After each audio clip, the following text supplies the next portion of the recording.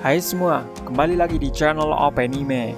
Akhirnya setelah sekian lama kita menunggu, manga One Piece chapter 992 rilis juga dan kembali melanjutkan cerita yang begitu mengejutkan.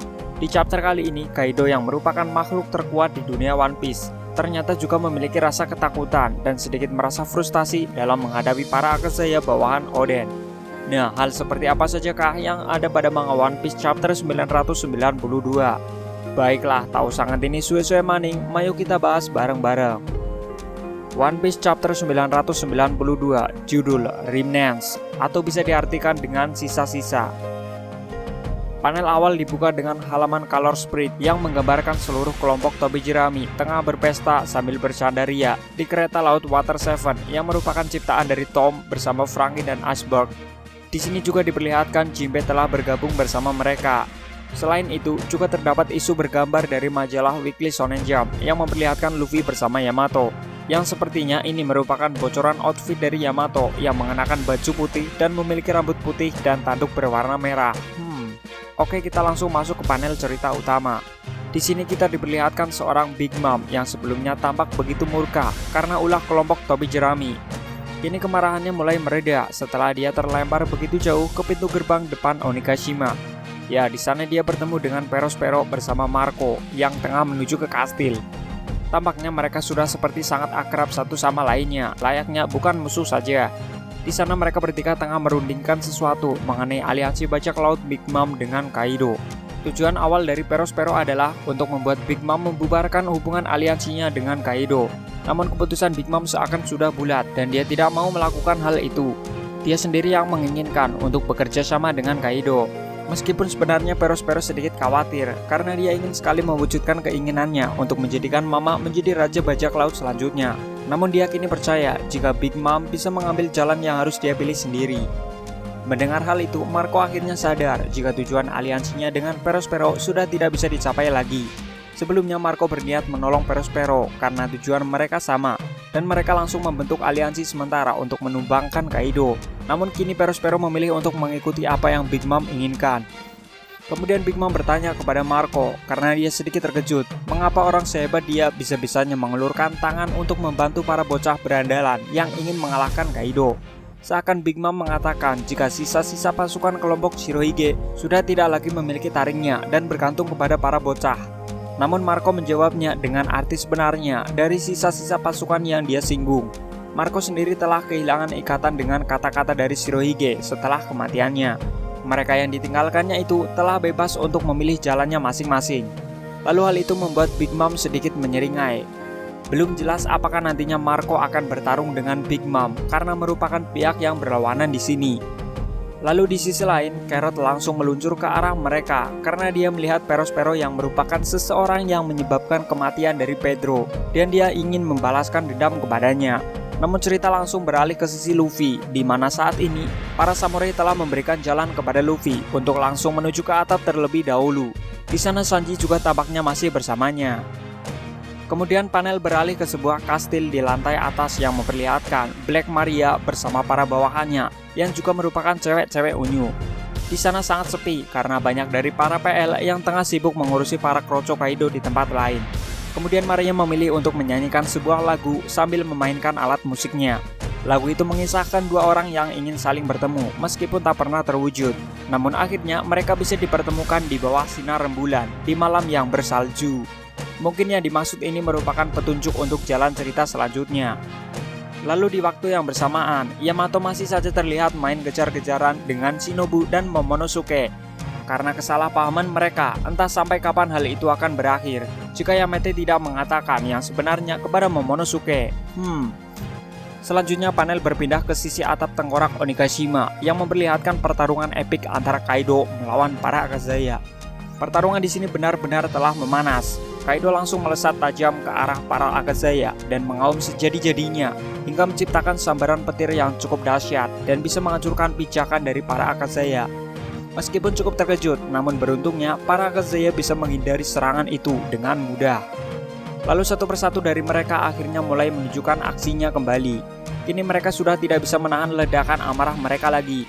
Dimulai dari Nekomamushi yang menggunakan teknik Aka Byobu atau tarian kucing merah. Dia langsung melesat seperti tornado dan mengarah langsung ke Kaido, lalu mengeplak dagunya hingga terhempas ke atas. Dari langit, Kawamatsu the Kappa telah menyambutnya dengan tebasan pedang yang cukup dahsyat, Kappa Ryu Amanogawa, dan berhasil menembus mulut Kaido hingga berlumuran darah.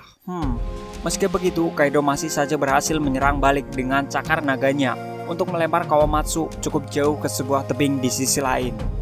Melihat sedikit celah, Inuarashi langsung bertindak. Dengan cepat, dia melesat ke salah satu bagian tubuh Kaido dan blast! Dengan modifikasi pedang di salah satu kakinya yang patah, Inuarashi mampu menembus sisi keras Kaido dengan kekuatan Ryuo miliknya. Oh, sungguh gila, permainan yang begitu cepat. Belum sempat bersiap kembali, Izo dan Kikunojo langsung melancarkan serangan secara bertubi-tubi ke arah Kaido. Kiku dengan teknik Zansetsu Gama dan Izo dengan teknik Dangirigan menciptakan serangan Spiral Blade yang cukup banyak dan meledak di beberapa bagian tubuh Kaido. Kolaborasi yang cukup hebat antara kakak beradik yang telah lama berpisah. Hal itu sontak membuat Kaido sedikit merenung, padahal jurus-jurus yang dilesatkan oleh para Akazaya tak sebanding dengan jurus milik Oden. Tapi mengapa mereka semua bisa menebasnya dan melukai tubuhnya? Lalu dalam rasa kegelisahan dan kemarahannya, Kaido membuat bola api yang besar, Borobrit, melesat tajam ke arah para Akazaya. Namun lagi-lagi serangan itu bisa diantisipasi dengan mudah. Raizo telah membaca serangannya dan langsung mengeluarkan teknik Jitu Nimpo Maki-Maki no Jutsu. Ia mengeluarkan gulungan ninja yang sangat besar yang bisa menyerap segala jenis serangan apapun. Setelah berhasil menyerap Borobrit milik Kaido, Raizo langsung menciptakan beberapa Kage Bunshin untuk membuka gulungan tadi dan dilingkarkan di sekeliling tubuh Kaido. Dengan cepat Raizo langsung membalikkan serangan Borobrit ke arah Kaido. Diar, tercipta sebuah ledakan yang sangat besar di atap Onigashima hingga membuat Kaido sedikit mengerang kesakitan. Sebenarnya teknik itu merupakan teknik biasa saja, tapi jika melihat Raizo yang melakukannya, itu akan menjadi lebih kuat lagi. Benar-benar gila si ninja satu ini. Kemudian di dalam sisa-sisa ledakan tadi, Kinemon sempat mengingat kembali momen ketika Kozuki Oden ingin mengejari para Akazaya mengenai jurus-jurus terkuatnya. Saat itu Kinemon dan yang lainnya menolak karena mereka mempunyai gaya bertarung masing-masing yang berbeda-beda. Lalu setelahnya Oden berkata kepada Toki jika jurus Oden Nitoryu adalah jurus yang sangat kuat, tapi mengapa para Akazaya tak ada yang mau diajari olehnya. Lalu menariknya Toki menjawab perkataan Oden bahwa para Akazaya mulai bertengkar hanya karena satu hal itu. Ternyata di luar sepengetahuan Oden, para Akazaya telah berlomba-lomba untuk beradu siapa yang pantas menjadi murid terkuat dari Oden. Mereka selalu bertengkar serius untuk bisa menjadi lebih kuat lagi tanpa harus diketahui oleh Oden karena mereka semua sangat menghormatinya. Bahkan ada yang bertarung hingga salah satu dari mereka hampir mati. Lalu di lain hari Oden mencoba kembali untuk mengajari para Akazaya berlatih Ryuo, dan lagi-lagi pembicaraannya malah diabaikan. Namun meski begitu mereka selalu saja berlatih di belakang Oden untuk bisa menjadi yang terkuat untuknya. Lalu timeline kembali ke masa sekarang, di mana saat ini Kinemon, Denjiro, Asura Doji, dan Inuarashi telah bersiap memasang kuda-kuda untuk menyerang. Keseriusan hari ini merupakan buah dari persaingan mereka di masa lalu. Kini mereka akan benar-benar membuktikan bahwa siapakah orang yang akan menjadi murid terkuat dari Kozuki Oden. Lalu Kaido juga mulai bersiap untuk menyerang mereka dengan kembali menciptakan Borobrit di mulutnya. Namun sebelum hal itu terjadi, Kinemon, Denjiro, Asura Doji, dan Inuarashi langsung meluncur ke arah Kaido. Dengan cepat mereka langsung melesatkan serangan gabungan dari 4 arah berbeda. Oden Nitoryu, Tougen Totsuka, Blast, Kesreng Jus. Kejadian momen di mana satu-satunya serangan yang dapat menyebabkan luka permanen di tubuh Kaido terulang kembali. Luka lama yang tidak dapat disembuhkan oleh apapun kembali menghampiri Kaido. Rasa percaya diri sebelumnya yang dimiliki oleh Kaido langsung hilang seketika oleh serangan terkuat dari para Akazaya. Tampaknya Kinemon dan yang lainnya telah memberikan serangan telak kepada Kaido hingga membuatnya sedikit frustasi. Namun apakah kekuatan Kaido hanya sebatas itu saja? Kita tunggu saja di chapter selanjutnya. Dan kabar baiknya adalah minggu depan kemungkinan tidak libur. Oke, terima kasih telah menonton video ini. Jika kalian merasa terhibur atau video ini menarik untuk ditonton, silahkan klik like dan share ke teman kalian. Jangan lupa subscribe channel ini dan aktifkan notifikasi loncengnya biar kami lebih semangat lagi untuk membuat video menarik lainnya. Tetap stay di Openime. Sampai jumpa dan ketemu maning nang video selanjutnya. Matur nuwun.